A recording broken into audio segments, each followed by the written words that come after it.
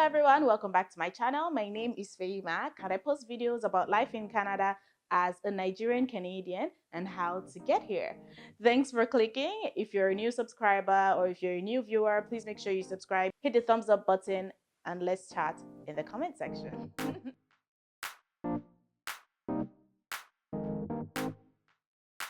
Guys, I know you leave me a lot of comments on my previous videos, but just so you know, I'm more likely to reply comments on my most recent videos just because they have more visibility for me, so I can have a look at them as soon as they come in and answer your questions. So please drop your comments on this video and I'll definitely get to them. In this video, I'll be breaking down my cost of living in Toronto, Canada as an individual. Yes, I'm married, but I'm going to make this video as one individual, and then from there you can kind of break it down to suit your situation or your current status. I lived in Toronto, Canada. Many of you guys know that. I have a video about my Toronto basement. That's one of my most popular videos. I got a lot of questions from there, so I'm going to be answering those questions here and basically just breaking down all my expenses from rent, car insurance, utilities, phone bill, all of that, giving you all the numbers here so that it will help you in making your decisions on whether Toronto is for you or not, especially as a new immigrant, because Toronto is quite pricey. I'm sure you've heard that a million times. It is pricey and it's not easy. You'll be seeing all my numbers. I'm going to be airing everything out for you and we can talk. A bit of a backstory. I am all for frugal living. Okay, I'm not an extreme cheapskate, but I will save a buck where I can. I will not leave money on the table.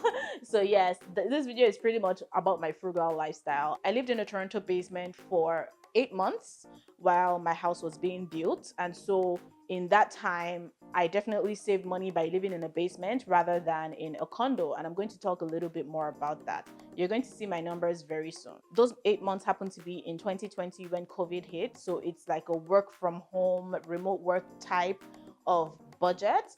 Also, yes, that was 2020 and this is 2022. However, I know exactly how much those rents are right now versus then. I got the lease right before the pandemic hit Canada deeply, and so rent was still pretty high. When the pandemic hit and everywhere was shut down, rent dipped really badly, and then now it's come back up. So I think it's still very valuable. The difference in the rent for that particular unit, I think, would just be $100 to $200. But again, I'm going to be explaining all of that when I'm showing you the numbers. Before we get into the video, I get a lot of you in my DMs on LinkedIn asking me a lot about business analysis and project management, just because you can see my educational background and my work experience being in that field. So I have something special for you. I found a fantastic organization that can help you break into this field. It's called BNET Learning. BNET Learning is a professional development center that helps to equip individuals with certifications that would help with their career growth. They offer training on in-demand certifications like CBAP, PMP, Data Analysis, Scrum Master, and Product Owner. Today, I'm going to be focusing on the Business Analysis certification, popularly known as CBAP. Glassdoor rates business analysis as one of the 50 best jobs in America, with an average pay of approximately $82,000 and 15,000 job openings. BNET Learning is an endorsed trainer by the IIBA and has 100% success rate in 2022. Yes, you heard that right. And guess what? I have been able to secure a 5% discount for you if you're looking to get into the business analysis and project management field amongst their other offerings. I'm here with a 5% discount for you, and this is how to get it. There's a link in the description box of this video. Click on that link, and when you're registering, just write Mac as a description in the comment section of the registration form, and they will apply a 5% discount on your payment. So if you want to come join us in the whole business analysis project management field, definitely contact BNET Learning. All the information is in the description box below. All right, let's get back to the video. My rent in that tiny Toronto basement. Are you ready for this? Are you ready to hear this? My rent in that tiny Toronto basement was 1,800 Canadian dollars per month. Deep that. Yes. Okay, yes. I know a lot of you are screaming now, not screaming, but screaming internally, okay? Yeah, it was quite high. I don't even have an excuse, but I really liked it when I saw it and I went with it because there was hardly anything on the market at the time. But yeah, this 1,800 though, when you think about it kind of made sense because listen, hear me out. So it included all utilities. So all utilities were included. I didn't have to pay a single bill being there. Electricity, heat, AC, water, hot water, everything was included. So there was no extra bill. Even Wi-Fi was included and the signal was very good. Okay, a lot of people have issues with signals in basements, but this one was very good. So it was $1,800 all in. Now it was a furnished basement and it was tastefully furnished. It was nicely decorated. So we literally, it was almost like an extended Airbnb. And if you know Airbnb well in this country, Airbnbs are super expensive. Okay, so it was almost like an extended Airbnb. Also because we knew building our house wasn't going to take up to a year. We only needed about 8 months to get our house built and ready to move in. And so we wanted a situation where it would be flexible to break that lease. And thankfully, our landlords were really, really nice and we saved a few $1,000 breaking that lease as opposed to if we had like a corporate landlord or something in a condo. Anyway, so yeah, all of that was included in the rent of $1,800. Laundry, furniture, all the bills were included. On top of that, we paid $17 to the city for street side parking.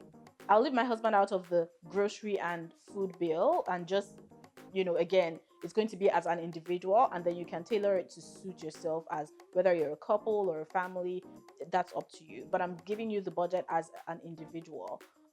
So yes, my bill for groceries, food, eating out, all of that, entertainment, everything was like $300 because I don't go anywhere. I try to minimize my eating out as much as possible because I try to live frugally.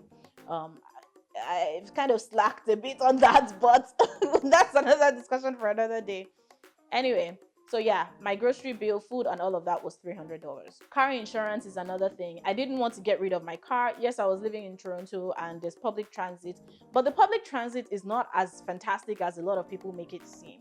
So for me, the convenience of having a car was still very important, especially because I was there for only 8 months and I would have needed the car to like move my stuff to my house when it was ready anyway, right? I didn't want to get rid of my car, period. My car insurance was $350 a month, which later reduced due to the pandemic, but on average in Toronto, yes, $350. Also for gas, I would say about $100, and this is just because I used to drive down to London, Ontario to see family every once in a while, maybe once a month. But yeah, then gas was pretty cheap. Right now, gas is way more expensive.